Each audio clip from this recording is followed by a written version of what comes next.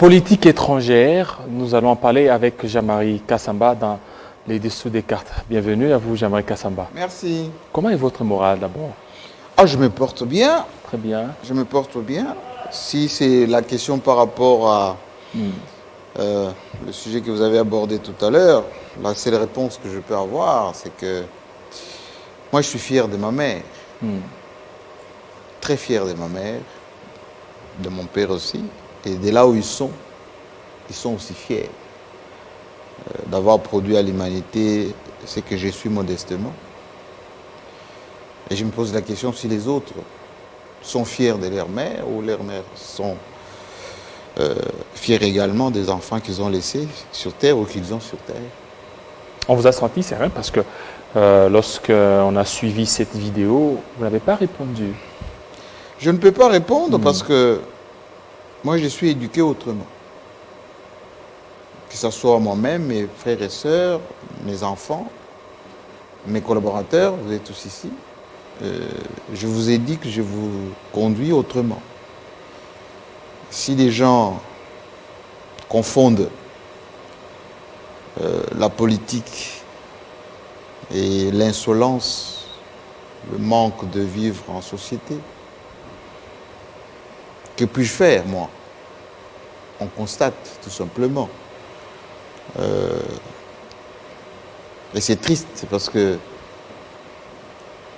les préceptes qu'on a toujours vantés, matin, midi, soir, la pratique au jour le jour, c'est quasiment le contraire. Mais c'est triste pour notre tradition, c'est triste pour notre histoire, c'est triste pour ce qu'on veut savoir ou on veut implémenter dans la société. Est-ce que ça pourra influencer sur votre engagement de Jean-Marie Kassamba vis-à-vis de telle opinion ou autre? Moi, je suis le même hier et aujourd'hui, je serai le même demain. Lorsque, en Europe, à l'époque du maréchal Mobutu, j'étais contre le comportement indécent des Congolais zaïrois, à l'époque, qui volaient dans des magasins, qui faisaient les chèques, qui se blanchissaient la peau. J'étais le même Jean-Marie Kassamba. Lorsque je suis venu ici, j'ai dit il faut une télévision de qualité, un comportement exemplaire, un journaliste propre comme vous êtes. Merci. Je suis le même.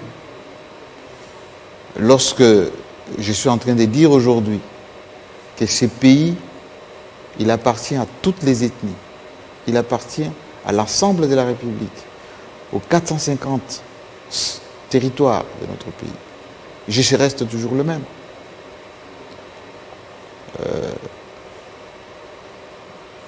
Où est parti toutes les agences des changements de mentalité?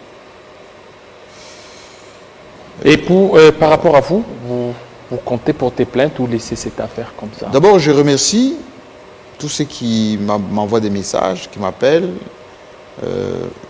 Bizarrement, c'est dit en Chiluba, mais même les ambassades, les organisations de défense des droits de l'homme, mes collègues au niveau international, je ne sais pas où est-ce qu'ils ont eu la traduction, m'appellent pour témoigner de leur sympathie. Mais vous allez porter plainte contre qui? Si c'est érigé en système de gouvernement, en système de vie. On prend un témoin. Moi, j'attends que les leaders, notamment, d'où se réclament ces messieurs, condamnent publiquement, tweet, les cas échéants. J'attends. Comme quand j'étais agressé chez moi à la maison, j'ai attendu. Là, maintenant, j'attends. Voilà. Et le peuple congolais, qui aujourd'hui me témoigne de la sympathie, est témoin de tout ça. Voilà. Alors, on va parler des dessous des cartes. En France, Emmanuel Macron a été giflé. Qu'est-ce que ce signe est en train de traduire pendant ce temps? On a même vu, c'est toute la classe politique française qui a condamné bien évidemment, Marine Le Pen. Bien évidemment, c'est ça justement ce qu'on appelle la démocratie. Oui. Aux États-Unis, Trump était critiqué matin, midi, soir. D'ailleurs, George Bush en Irak a eu droit à une chaussure d'un Irakien. En France, on entarte les hommes politiques. Mais il y a une condamnation sur des valeurs. Ces valeurs sont celles de respectabilité, de tolérance, du débat. Le débat reste au niveau des idées. La France, certes, vire un tout petit peu à l'extrême droite, avec tout ce qu'il y a eu comme crise, notamment, du corona. Mais ce qui est aujourd'hui constaté, c'est que il y a non seulement cette droitisation de la politique française, mais aussi le référent reste intact. Les référents, ça veut dire le mieux vivre ensemble, la République, les valeurs, mais également une certaine synthèse de cette politique française. Et donc Macron n'échappe pas à cela. Le peuple latin s'exprime, hein, en général, avec beaucoup de verbes, mais il y a quelques extrémistes qui peuvent s'exprimer avec des gestes. Mais aussitôt, ces gestes sont condamnés. Ce n'est pas la montée de la violence en France. Non, la violence, elle est la même hier et aujourd'hui. Il y a peut-être, on va dire, la médiatisation de la violence. Aux États-Unis, vous voyez, avec les armes. En Europe, il y a quelques attentats. Mais autrefois, ça existait aussi. Mais ce n'était pas autant médiatisé. Aujourd'hui, la France qui vit la crise, parce qu'en tout pays en situation de crise, fait monter la violence, fait monter les intolérances, fait monter quelquefois des actes délictueux. Et Macron qui est en campagne, là il était à Marseille, ces Français de droite n'a exprimé que ce que vit la société française, qui est aujourd'hui multiraciale, surtout multiconfessionnelle, avec les islamistes et les musulmans qui sont de plus en plus nombreux. Parce que si vous allez aujourd'hui à Paris, vous allez voir qu'il y a plus de métis que de blancs, pur sucre. Et donc l'Europe est un peu cela. D'ailleurs, cette Europe est en crise, notamment sur le plan social. On vient de voter une loi en France qui autorise désormais les homosexuels à avoir un enfant inséminé. C'est-à-dire qu'on peut prendre dans un couple où il y a une femme et une femme, on va inséminer dans une des femmes un enfant qui va grandir. Et cet enfant aura le papa femme, la maman femme. Idem pour les hommes. On va pouvoir aller inséminer un enfant quelque part qui va grandir et ça sera au nom d'un couple homosexuel homme. Et donc, il y a des choses qui se font en Occident qui ne peuvent pas se faire ici en Afrique. Mais globalement, nous ne devons pas suivre ce genre de choses. L'homosexualité, même si aujourd'hui ça sévit ici dans nos sociétés, mais ça ne peut pas être adopté par nos législations. Parce que la personne qui a donné une baffe au président, il a crié « Abat la Macronie ». Oui, entre autres, mais il avait aussi cité, lancé un cri de guerre des royalistes au roi Saint-Denis. Enfin, Saint-Denis, c'est là où on a enterré la plupart des rois de France. Et les royalistes avaient des cris de guerre comme ça. Et en France, les gens de la droite, il y a beaucoup de royalistes qui se réclament en fait de la royauté, qui n'ont jamais accepté la République.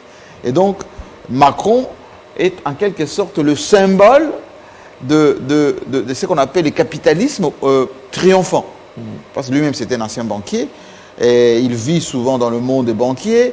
D'ailleurs, il a été qualifié par Philippe de Villiers, qui était un royaliste aussi, qu'il était le préposé de Soros, et qu'il est aussi en connivence avec Rothschild. Rothschild, c'est une grande institution bancaire d'un juif, enfin, qui s'est fait beaucoup d'argent dans le milieu bancaire. Et donc, la société française, qui a toujours un peu installé son système en termes de la répartition sociale, ça veut dire quoi? Il y a de la richesse nationale, il faut répartir au sein de toutes les souches de la population. Aujourd'hui, est en crise parce que la France est en dette. Il suffit par exemple demain qu'on désactive la zone CFA du Trésor français, il y aura plus de problèmes qui vont encore se surgir en France. D'où cet attachement à la zone franc. Vous voyez que les Français viennent en Afrique tout le temps. Ce n'est pas parce qu'ils aiment bien les Africains, c'est parce que leur survie aussi dépend de l'Afrique. Voilà, on a vu une solidarité de la classe française derrière le président Emmanuel Macron. Cette situation, ça pourra certainement inspirer certains pays au monde par rapport à la... Ça doit inspirer non seulement nos pays à nous, en termes de débat politique. C'est triste ce qui se passe dans notre pays. Moi, je suis peut-être un cas, on va dire, symbolique. Mais lorsque vous avez une société qui n'a plus de valeurs, ce qu'on appelle les valeurs universelles, les valeurs que vous avez tous en partage, c'est quoi ces valeurs? C'est le respect, c'est l'amour, le vrai amour du pays, la solidarité, nos référents en termes d'histoire. Et là, votre société déclingue. Votre société n'a plus de soubassement. Et donc, la classe politique aujourd'hui, la nôtre, elle est dans un positionnement de pouvoir pour le pouvoir. De ôte-toi que je m'y mette. De la criminalisation des adversaires. Ça, ce n'est pas bon. Parce que, admettons qu'aujourd'hui, vous avez tous les pouvoirs. Vous voyez, mais celui-là, il s'appelle Fillon, ancien Premier ministre. Voilà, ancien Fillon. Si déjà la réalisation est prête... il était en Tartrais aussi. Hein. Voilà, Guilain, voilà. Vous pouvez, on l'avait enfariné d'ailleurs, en pleine campagne. Mais c'est pas très méchant, ce n'est que la farine. François Fillon. Oui, ça c'est l'exaspération. Là c'est Manuel Valls qui a aussi enfariné, par exemple. Vous allez voir François Hollande. Qu'on avait aussi en Tartrais, voilà, enfariné aussi, François Hollande. Vous verrez, voilà, François Hollande enfariné. Et là, c'est l'ancien Premier ministre Jean-Marc Ayrault. Qu'on a en Tartrais. Voilà. Et il a pris ça avec beaucoup de sportivité, parce qu'effectivement, voilà, là c'est encore un leader politique, François Bayrou, qui a été aussi en Tartrais. Voilà. Mais c'est pas très, très méchant en termes d'agression physique. Et Nicolas Sarkozy aussi, je vois que... Oui, il a été aussi en Tartrais. Voilà. Voilà. C'est ça le... Parce que les Blancs, quand on tartre, on tartre quelqu'un comme ça, c'est une façon de dire « je ne suis pas d'accord avec votre politique, voilà, je salue vos habits ». Voilà. C'est comme nous, à l'époque à New York, avec Raymond Tchibanda, les militants de l'IDPS en leur temps avaient jeté de l'eau sur Raymond Tchibanda. Moi-même, j'étais là d'ailleurs, à New York. C'était pas très méchant. Aujourd'hui, ce qui devient méchant, ce sont les insultes. C'est les agressions physiques. C'est la dégradation des biens des gens. Et tout ceci n'est pas condamné sur le plan politique. Vous savez qu'Engo Wadondo a été agressé en plein Paris par nos propres compatriotes. Cheikh Kitundu a été agressé physiquement à Londres par nos propres compatriotes. Et cette culture-là, moi je pensais qu'elle était plus de l'opposition. Mais elle s'est traduite aussi en termes de ceux qui, aujourd'hui, se réclament du pouvoir qui gère le pays. Et donc il faut qu'on puisse rassurer la population. Qu'on puisse être à l'écoute de la population. Qu'on puisse condamner publiquement les dérives.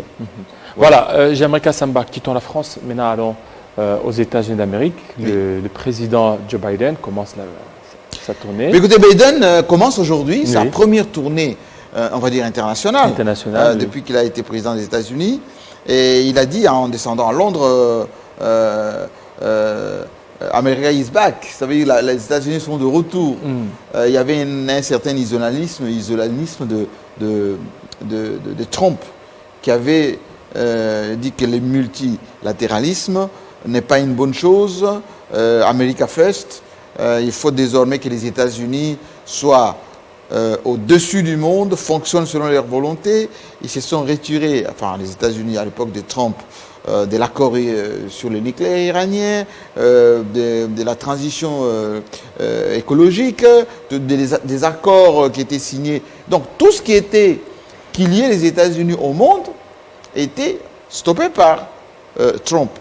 Et qui pensait que les Chinois, pendant que vous signez des accords, les Chinois profitent pour se développer et pour dominer le monde. Aujourd'hui, c'est le contraire avec Biden. Biden, il est dans le multilatéralisme, dans la coopération multisectorielle avec tous ses partenaires, en commençant par l'ancien pays colonisateur. Vous savez que la Grande-Bretagne, C'est ce royaume qui a notamment colonisé les États-Unis et qui se sont libérés en faisant la guerre contre la Grande-Bretagne. Et la plupart des Britanniques, pour ne pas dire les Irlandais, c'est qui constituent le socle même des États-Unis. Et aujourd'hui, Biden est arrivé à Londres, première tournée donc, pour demander notamment à ce que, dans le domaine de Brexit, que les Anglais payent aux Irlandais qui restent, eux, au sein de l'Union européenne, pour qu'ils aient droit à leur façon d'accéder, etc. Mais ça va continuer. Il va aller également dans les sommets qui sont prévus. Pas en Afrique, il n'y a pas d'option agenda. Ce n'est pas prévu. Ce n'est pas prévu, malgré que les États-Unis ont besoin de l'Afrique aujourd'hui, notamment sur le plan géostratégique. Et donc, c'est pour ça que j'ai toujours dit, quand on nous dit que les États-Unis sont nos partenaires privilégiés, quid, hein, parce que jusqu'à ce que Trump soit parti, il n'est jamais venu ici. Jamais. Obama n'est jamais venu à RDC. George Bush non plus. Et donc, la RDC ne sert que d'un levier des géopolitiques sous-régionales. Et d'ailleurs, même pas des leviers. C'est le Rwanda et l'Ouganda, accessoirement, qui aujourd'hui constituent les leviers pour rayonner sur notamment la région des Grands Lacs. Depuis, on n'a plus jamais envoyé des envoyés spéciaux dans la région des Grands Lacs. Parce qu'à l'époque, on attaquait Joseph Kabila, il y avait des envoyés qui étaient envoyés quasiment toutes les semaines ici, pour un peu, je dirais, faire pression, influencer, etc. Aujourd'hui, ce n'est pas le cas. Et donc, Biden commence cette tournée, d'abord, pour rassurer les partenaires européens dans un premier temps. Ensuite, il va pouvoir rencontrer, dans les cadres de sommets internationaux, pour la première fois, Poutine. Et là, ils vont se dire les vérités. Parce qu'aujourd'hui, Poutine est en longueur d'avance, ou plutôt rattrape le retard de l'Union soviétique. À l'époque de la guerre froide, il y avait la séparation de l'Afrique. Il y avait le communisme d'un côté et le capitalisme de l'autre. Poutine, qui a pris presque 20 ans de recul depuis la chute, même 30 ans d'ailleurs, depuis la chute de mur de Berlin, est en train de reconquérir techniquement et pion après pion les pays africains. La Libye a été récupérée. Le Centrafrique. Le Centrafrique. Le Mali est en cours d'être récupéré. Et les Russes sont très offensifs sur le plan de la coopération aujourd'hui. C'est-à-dire quoi? Ils sont même plus pragmatiques que les Chinois. Quand les Russes vous promettent des armes, ils vous les donnent des armes. Quand les Russes vous promettent des soutiens financiers ou même des soutiens au niveau du Conseil de sécurité des Nations Unies, ils vont le faire. Et quand les Russes... Vous savez que nous, on a été sauvés ici par les Russes. Lorsqu'il y a eu la crise, parce qu'il devait y avoir intervention musclée ici, les Russes se sont opposés au niveau des Nations Unies et on a été sauvés par rapport à cela. Et donc, aujourd'hui, quand Biden va rencontrer Poutine, Poutine va lui dire, il faut tempérer un tout petit peu, cher ami, votre façon de faire, parce que déjà, au niveau de l'Europe, là-bas, Poutine a verrouillé. Rappelez-vous de l'avion qui a été en Biélorusse détourné. Ça, c'est avec la technologie russe. Rappelez-vous ce qui s'est passé notamment en Turquie, ou ce qui se passe du côté de la Syrie. C'est toujours la Russie. Voilà. Plutôt la Russie qui est aujourd'hui en grande puissance. Et donc Biden commence là, et nous devons, parce que j'entends toujours chez nous, on parle de nouvelles diplomatie, etc., envoyer des bons ambassadeurs, et en Russie, à Moscou, mais également avoir des discussions claires avec nos partenaires américains, au lieu qu'on nous donne des cahiers, soutien au Covid. Non, il faut qu'on ait des vraies discussions. Parce que si on ouvre à Goa, par exemple, que nous devons désormais envoyer nos marchandises, ou plutôt nos produits d'exportation aux États-Unis, ça a été libéralisé. On envoie quoi concrètement? Oui, on envoie quoi concrètement?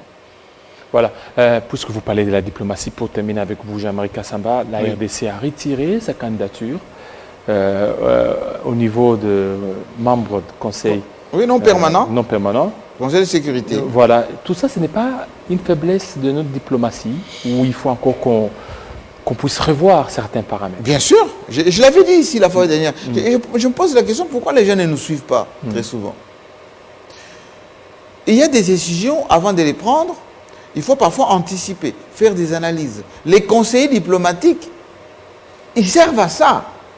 anticiper, faire des analyses prospectives, ça s'appelle comme ça, analyse prospective. Chest, nous sommes formés ici au Chest. On a étudié que ça au Chest. Il y a beaucoup de stratégies ici à Kinshasa qui peuvent faire ce travail d'analyse prospective, géostratégique. Comme on a perdu au niveau sportif face au Gabon, vous voyez les jeunes gens d'origine congolaise qui avaient changé de papier, etc. Le Gabon a une diplomatie comme le Congo-Brazzaville, comment dire, des ramifications, d'influence. C'est un petit pays, moins de 2 millions d'habitants, mais avec une forte diplomatie. Il n'aurait pas fallu qu'on puisse aller vite en besogne pour aller à la place du Nigeria qui s'était retiré, proposer notre candidature comme membre non permanent du Conseil de sécurité. Pourquoi? Parce que nous sommes déjà au niveau de la tête de l'Union africaine. Et donc, au niveau de la commission de l'Union africaine, les choses se traitent là-bas.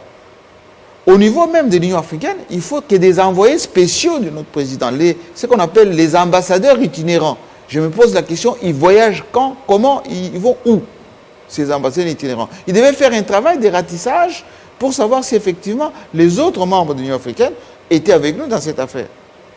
Mais une fois qu'on a déposé la candidature, Jeune Afrique avait publié un papier là-dessus. Il faut que les gens fassent la revue de presse au président, faire des analyses.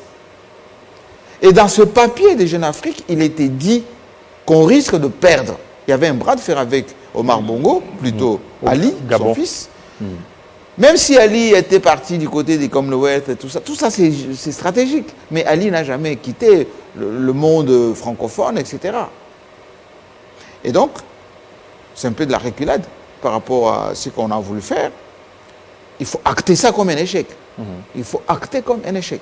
Deuxièmement, on en a débattu ici, cette affaire de reliques de Lumumba. Encore une fois, on tire la sonnette d'alarme. Lumumba, c'est l'icône nationale. C'est comme notre Jean Moulin à nous. C'est comme Abraham Lincoln de la République démocratique du Congo. Et donc, il faut qu'on gère cette affaire avec beaucoup d'unité. Comment voulez-vous que les gens qui ont tué Lumumba fassent amende honorable aussi vite? Donc, notre président, malgré la toute bonne volonté, l'ouverture, décrispation, tout ce qu'on veut, il faut quand même qu'on garde un peu de marge de manœuvre de chantage. Parce qu'on a déjà ce qu'on appelle les contentieux belgo-zaïrois, belgo-congolais, depuis la fameuse indépendance qu'on nous a donnée sur le plan politique, mais sur le plan économique, on avait gardé tous nos biens là-bas. Tous nos avoirs sont encore en Belgique aujourd'hui. La fameuse société, les hauts minières, tout ça, c'est encore là. Et donc, il serait mieux qu'on délègue une délégation en Belgique, récupérer ce qu'il y a des reliques, etc., et qu'on fasse toute la grande cérémonie ici. Pourquoi? Le refus du roi des Belges de venir chez nous, bon, il évoque le Covid et tout ça, oui, ça c'est, on va dire, un peu raison officielle, mais en réalité, c'est parce que les Belges ne veulent pas venir ici pour demander pardon, comme les Français l'ont fait au Rwanda, oui. comme les Allemands l'ont fait en Namibie, et les Belges ne les voient pas venir ici, surtout le roi des Belges, dire, oui, voilà, nous les Belges, on s'excuse d'avoir tué Lumumba, voilà, on vous amène ses restes. Non, parce que les Belges considèrent toujours que le Congo, c'est leur bien. Il y a une émission en Belgique là-bas qui s'appelle « Ceci ne nous rendrait pas notre Congo ». N'est-ce pas? Il y a une certaine condescendance de la part des Belges, toujours jusqu'aujourd'hui.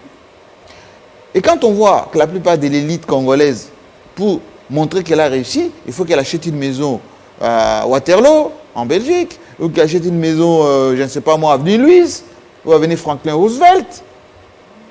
Aujourd'hui, on a déjà comptabilisé les nombres de conseillers qui sont venus travailler ici, qui ont déjà racheté des maisons en Belgique et qui étaient là-bas, faisaient des petits boulots et tout ça. Donc, c'est pour vous dire que, encore une fois, dans ces dossiers-ci, il faut que les conseillers diplomatiques, politiques, fassent des vraies analyses pour que notre président reste au-dessus de la mêlée.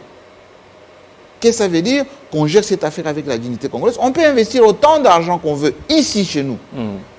faire un bon mausolée pour Lumumba, faire son musée qui n'a jamais existé, racheter par exemple cette maison qui est sur le boulevard du 30 juin, transformer ceci en musée, et délocaliser la famille, acheter une autre maison, et puis que ce soit un lieu de pèlerinage pour que les gens viennent visiter Lumumba, etc. Voilà des choses qu'on peut faire. Créer une émission spéciale sur la mémoire de Lumumba. Et il y a Joseph Kabila qui a fait tout un musée ici à Kinshasa. Eh bien, développer toute une aile concernant l'indépendance de la RDC avec des filières emblématiques comme le Lumumba, le Bolikango, le Kalonji, Kassavubu, etc., etc. Merci. Merci à vous, Jean-Marie Kassamba. C'est moi qui vous remercie. Voilà, tout de suite on termine avec notre dernier invité.